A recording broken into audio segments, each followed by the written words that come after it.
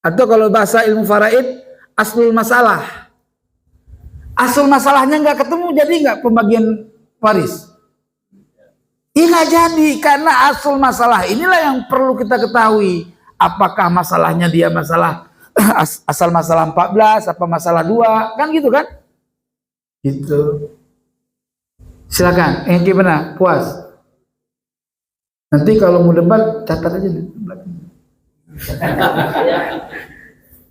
Ya diskusi ilmiah maksudnya. Silakan yang mau nanya lagi. Pertanyaan kedua, ya mau menanyakan terkait omongan dari. Nah, sebelum ada yang tanya, saya ingin kasih tahu.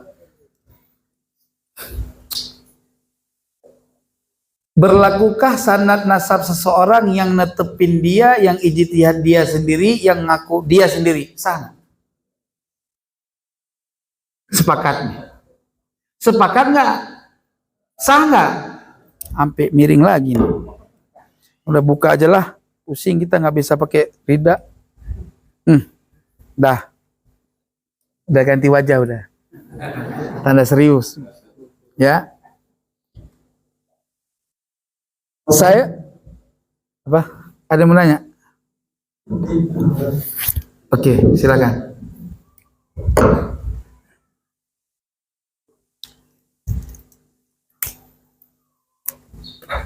Assalamualaikum warahmatullahi wabarakatuh. Waalaikumsalam warahmatullahi wabarakatuh.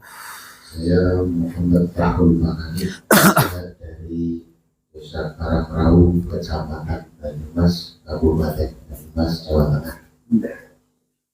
Kemudian saya mau bertanya, kemarin sempat nyimak tentang masalah perdebatan di Banten. Ada dua pendapat yang berbeda terkait pengakuan nasab seseorang. Ya. Yang pertama menyatakan harus termaktub dalam kitab yang sezaman atau kitab yang lebih tua. Ya. Yang kedua menyatakan tidak harus termaktub dalam kitab sezaman. Dan untuk pernyataan yang pertama itu rujukannya dari mana? Mohon penjelasan. Baik. Terima kasih. Assalamualaikum warahmatullahi wabarakatuh.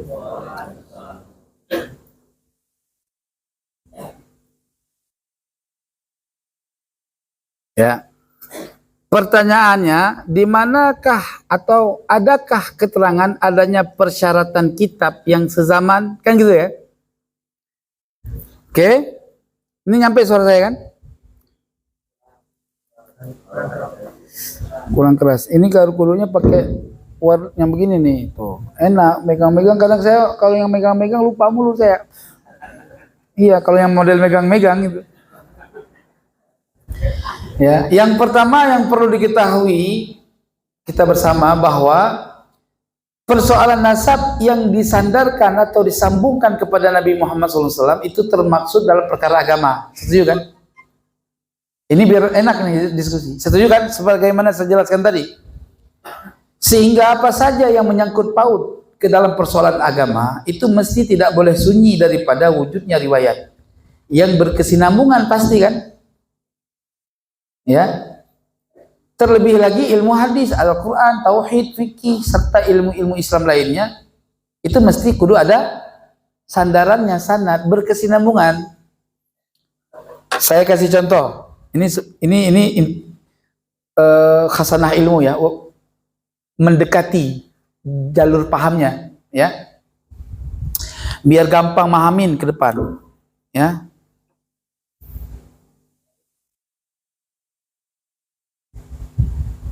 Oke.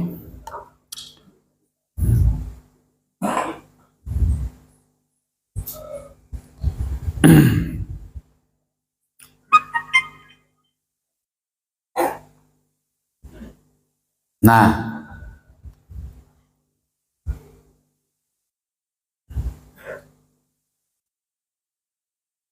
astagfirullah, ini kayak diskusi kemarin juga, pas lagi diperlukan error. Ini nggak tahu jin iprit mana yang begini ini.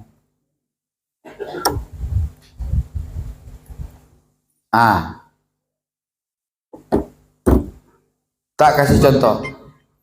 Kita mazhabnya apa? Syafi'i bukan? Jelas Syafi'i kan?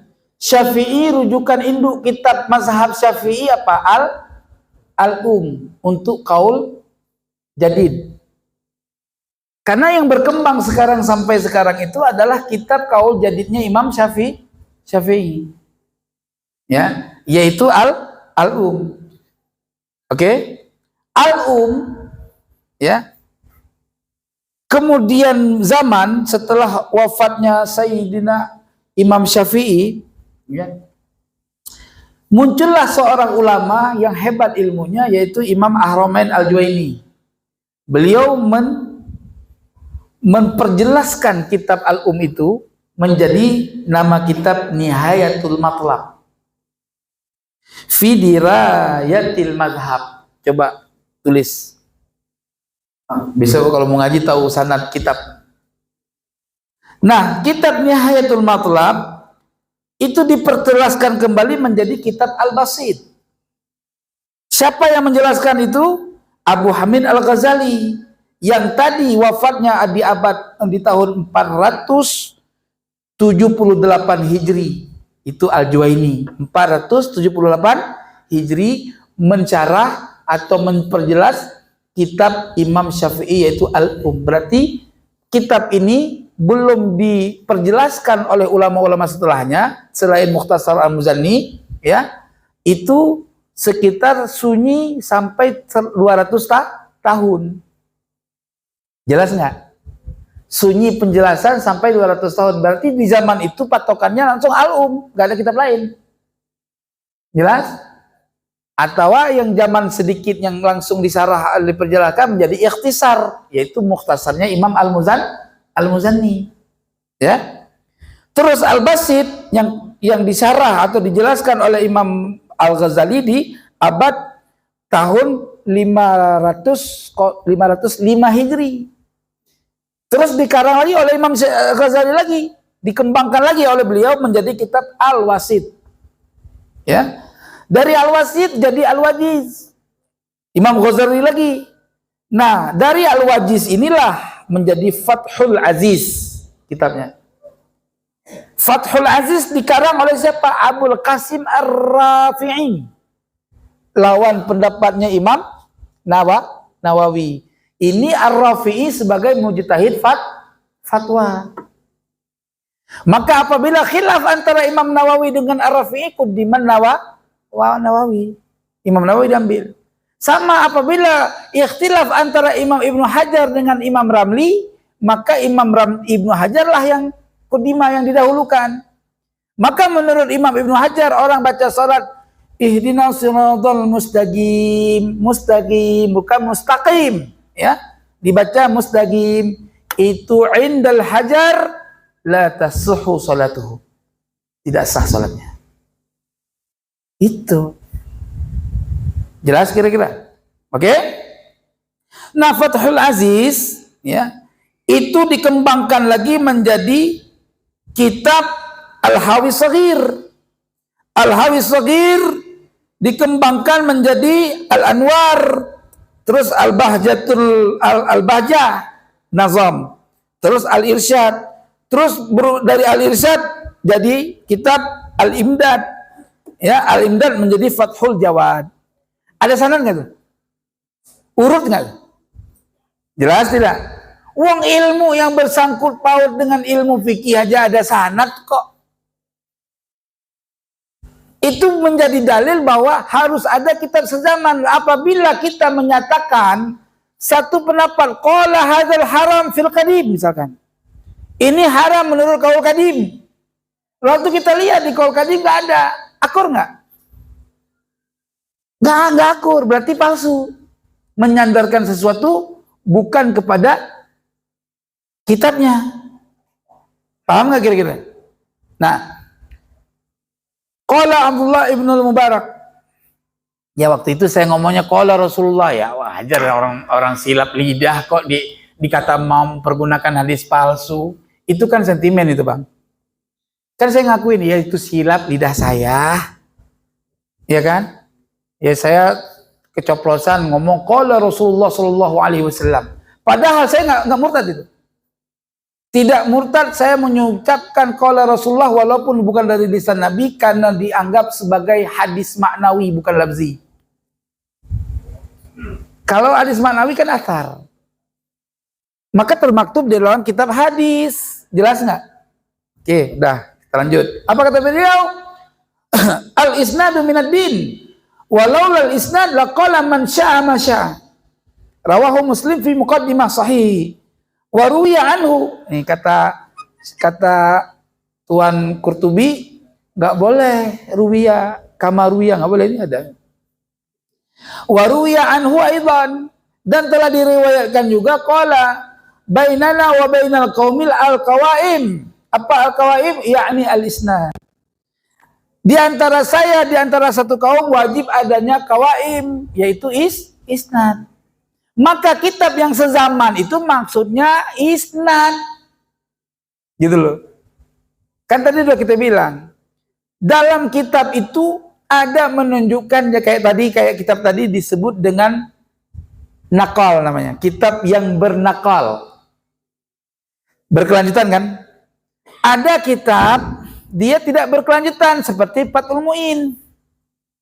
Tidak pakai ke atas. Fathul Mu'in, seorang ulama Imam Zainuddin Al-Malibari, beliau menuliskan kitab yang pertama Qurratul Ain fi Muhimmatid Din. Jelas? Itu karya dia sendiri. Tetapi isinya manqul. Dia mengambil daripada matan kitab sebelumnya.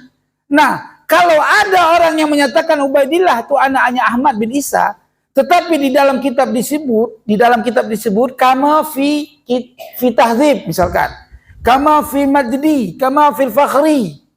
Akur. Ini enggak ada. Coba perhatikan, setiap ada membacakan nama Ubaidillah pasti enggak ada rujukannya. Enggak ada rujukan kepada kitab yang sezaman. Sekarang kita kan sedang membahas Ubaidillah.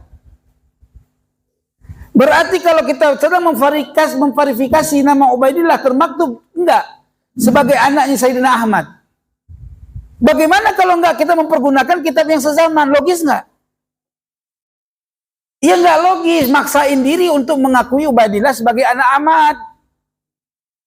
Tidak terverifikasi nama Ubaidillah sebagai anaknya Ahmad dalam kitab-kitab induk. Kalau ada ya silahkan, taslim sekarang.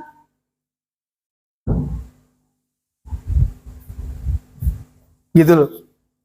Terus ada orang mengambil kitab Al-Janadi yang memverifikasi Abdullah bin Ahmad melalui jalur Bani Jadid. Kalaupun kita terima riwayat itu, riwayat yang terdapat dalam kitab As-Suluk, nih kitabnya nih. Ya. Kalau kita menerima riwayat kitab As-Suluk ini di halaman 135. Tah, udah saya tandai tah. Tah. Ya.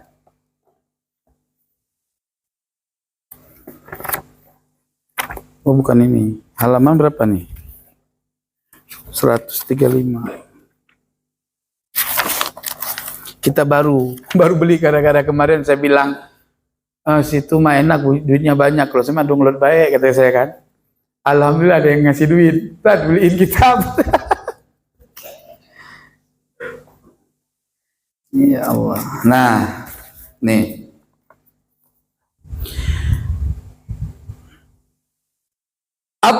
Tabaqatul ula minhum Abul Hasan Ali bin Muhammad bin Ahmad bin Jadid. Ya. Bin Ali bin Muhammad bin Jadid bin Abdullah. Ada yang di sini ada nama yang bertambah lagi. Jadi ada ikhtilaf juga nama di sini yang disebutkan di sini ada dua nama yang bertambah. Untuk sampai kepada bin Abdullah atau Ubaidillah bin Ahmad bin Isa bin Muhammad bin Ali bin Ja'far bin Muhammad Al-Bagir bin Ali Zainal Abidin. Nah, ini di sini bin Ali bin Zainal Abidin. Udah bin Ali bin Zainal Abidin, kemudian tambah lagi kan. Niskhahnya mungkin salah cetak. Kita baik sangka kan. Nah, apa yang menjadi masalah? Wa yu'rafu bi Syarif Abil Jadid.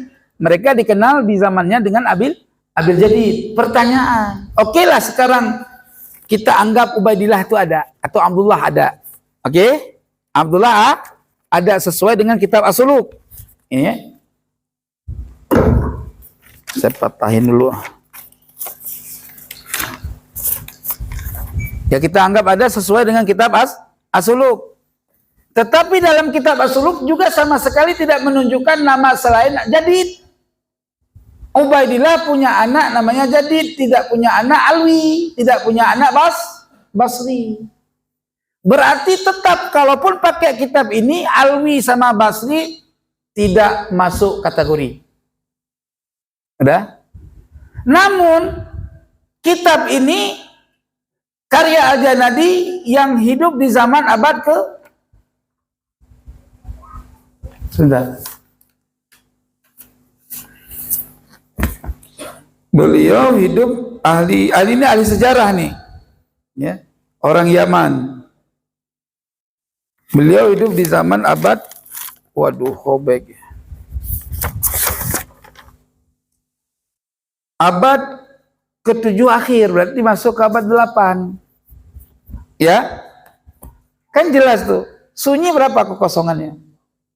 Sedangkan beliau mengambil riwayat putus sanad.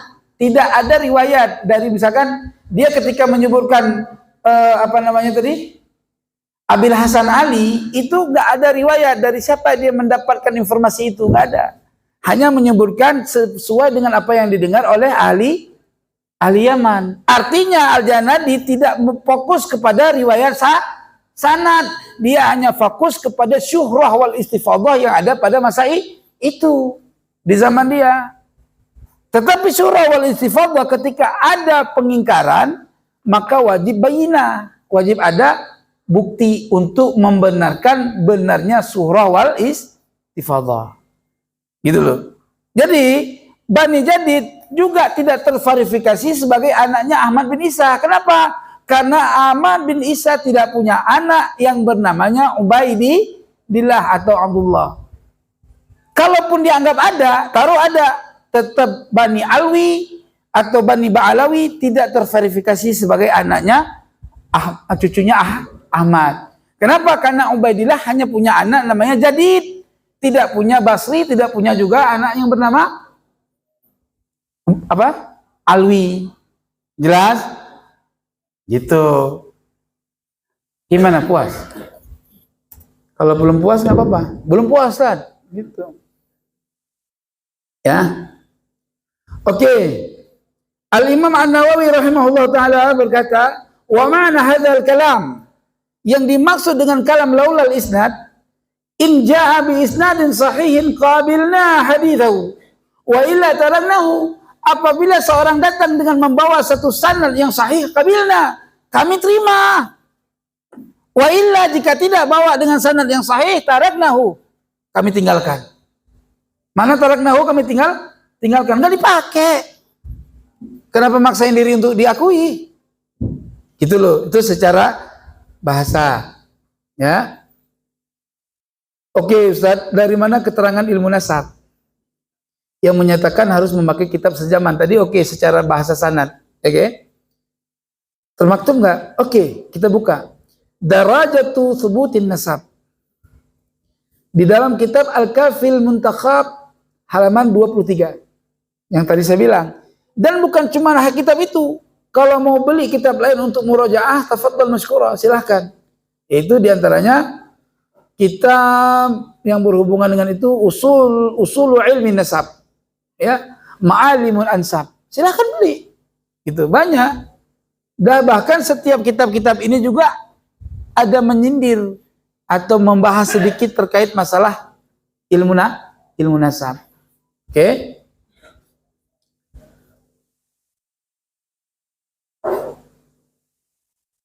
Tadi sudah saya sampaikan, wa tanqasimu ila arba'i darajatin. Derajat sebut nasab itu terbagi kepada 4 derajat. Yang pertama an-nasabus sahih. Nasab yang sahih, ya. Saya artikan nih biar gampang pahamin. Nasab yang sahih ialah nasab yang berlaku sesuai dengan keterangan syar'i. Yang sahih sesuai dengan keterangan syar'i yang keterangan syar'i itu terverifikasi sahih. Jelas tidak? Si A anaknya si Romlah, anaknya si Zainab, anaknya si Zaidun misalkan. Ya. Apa yang dimaksud sebut bibainati syar'iyyah? Dia terverifikasi anak hasil nikah. Bukan anak lahir daripada tanpa pernikahan. Syubhat misalkan seorang perempuan mandi di kali, ya kan? Pas dia mandi di kali ada orang yang onani, ya kan? Terus mandinya dibuang ke kali, ya kan? Terus mengalir, dikeplek-keplek sama perempuan, masuklah mani ke dalam rahim, hamil. Itu yang dianggap sama orang sekarang hamil tanpa ayah. Dianggap kayak Siti Maryam, paham? Terus anak itu hamil lahir, laki-laki. Kemana ibnunya? Tetap kepada ibunya. Gitu loh. Walaupun dia nggak ada hukum zina, namanya syubhat. Ya kan? Jelas nggak kira-kira? Itu harus diverifikasi, zina apa enggak. Nah sekarang kalau kita verifikasi nasab orang zaman sekarang, ikan bingung, nggak tentu orang itu. Apalagi zaman sekarang, main di pinggir jalan, melendung, tanggung jawab, hamil, lahir anak zina. Tapi anggapnya anak dewek, bener nggak? Iya. Jadi zaman sekarang udah sangat, ya kalau ada orang mengaku Habib, mengaku Sayyid, itu harus sangat-sangat diteliti lagi. Baik soal kelahirannya, dari mana prosesnya. Bahkan kalau kita lihat pendapat ulama fikih yang sahih, yang derajat asah, ya, wali nikah nggak pernah sembahyang, sah nggak jadi wali? Wali nikah, wali nggak pernah sembahyang, ngaji ora, jadi wali nikah anaknya perempuan, sah nggak walinya? Boten sah kan? Serius? Nah, enggak sah kan? Itu pendapat yang mutamat loh. Beda yang lari dari kaul lain. Ya enggak? Kaul lain suruh tobat. Ada lagi. Suruh qadha dulu sholat 1 bulan. Enggak jadi nikah. Ada itu pendapat di kitab itu. Artinya wali enggak sah, berarti anaknya sah enggak nikah tuh? Maka tuan-tuan kalau kita merasa fasik, jangan wali, udah tahkim aja udah. Aman. Wali hakim walaupun fasik boleh. Itu enaknya itu. Bener nggak? Wali hakim walaupun fasik boleh. Itu belum tinjauan kayak zaman sekarang, coba lihat. Man lam ya'rif bima'nal wajibi wal mustahil wal jaiz falaysa bi'aqilin. Siapa orang yang nggak paham makna wajib mustahil jaiz, maka nggak punya akal, kan gitu ya? Ya nggak? Lah bapaknya nggak paham makna wajib mustahil jaiz, nggak pernah ngaji, terus jadi wali nikah, berarti bapaknya walinya apa? Wali yang nggak punya akal. Kira-kira sah nggak tuh nikah? Itu kalau diulut ke situ, offset udah rata-rata pada, gitu loh. Ya tapi kan itulah Indonesia. Ya sangat menghargai, ya nggak? Artinya tuan-tuan, memverifikasi nasab itu dari sudut kelahiran anak itu, apakah anak zina apa enggak, sampai situ juga dibicarakan gitu loh. Maka nih ya, sebelum inti yang saya jawab udah ketemu. Artinya berdasarkan kalimat nanti dibalas masalah huruf ataf lagi. Iya. Saya yakin antum-antum yang udah paham huruf ataf nggak mungkin taksis kepada takhir kan? Huruf au taksis makna takhir apa bebas? Boleh bebas. Boleh makna au bisa makna waw, au bisa makna bal. Maka ngaji nahu jangan sampai kelas 3. Sampai tamat umur 8 tahun ngaji kitab Al-Hudari diaji. Atau Jami'ud Durus, coba baca Jami'ud Durus, jelas, nggak usah banyak-banyak, gitu loh. Ya, artinya metodologi dalam penelitian nasab, ya, bi syahadati sima, betul, bi istifadhah, adanya mendengarkan kesaksian, ya kan, terus intisar. Oke, itu kepada siapa? Kepada orang yang memang sudah istifadah wa syura, atau syura wa istifadah. Tapi kalau kakek buyutnya nggak syura, nggak bersambung, ya nggak syura namanya. Karena syura istifadah bukan ditinjau dari makna istilah, tapi ditinjau daripada makna syar'an. Jelas nggak? Makna syar'an apa? Istifadahnya sesuai dengan kejelasan nasabnya. Itu istifadah. Misalkan gini, bab si Samsul ini sudah dikenal anaknya Abdullah. Jelas ya? Udah dikenal di kampung. Terus ada datang orang bilang si Samsul ini bukan anak Abdullah, gua tahu. Emaknya si Dahlia kan? Iya, itu melendung duluan. Mari kita gerebek di sana dulu, zaman dulu. Gitu loh. Berarti ada penafian nggak tuh? Ada penafian nggak? Berlaku nggak istifadah? Nggak berlaku lagi, batal istifadah karena ada penafian. Jelas nggak kira-kira? Sehingga apa? Kalau zaman sekarang ya nggak perlu pakai buku nasab. Apa? Tes DNA. Apa namanya? TDNA. Gitu. Jadi kalau udah repot-repot mengakui apakah anaknya Ubaidillah cucunya Rasul apa bukan, ya tes apa? Tes DNA. Lo tes DNA kok diharamin, nabrak sama ijtihad NU dong. Keputusan ulama NU ke tahun berapa itu kita baca? Itu mewajibkan adalahnya tes DNA.